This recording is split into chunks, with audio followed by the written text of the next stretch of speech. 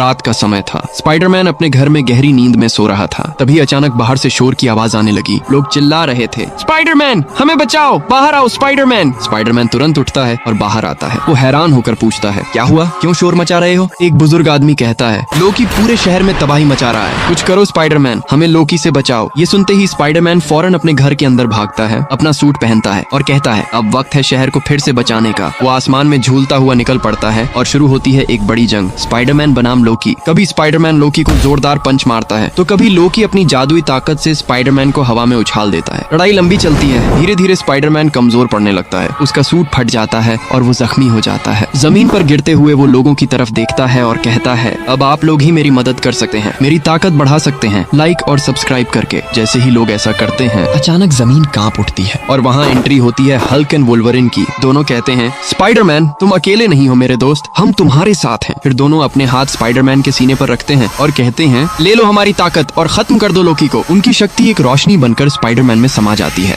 वो बदल जाता है एक नए हीरो में, अरैक्नोव्रीन। उसकी आंखें चमक उठती हैं, शरीर से हरी और लाल बिजली फूटने लगती है और एक ही मुक्के में वो लोकी को आसमान में उड़ा देता है। लोकी राख बनकर गायब हो जाता है और शहर फिर से सुरक्षित हो जाता है। स्पाइडरमैन मुस्कुराता है और कहता है, कभी मत भूलना, जब हम साथ होते हैं तो कोई भी दुश्मन बड़ा नहीं होता।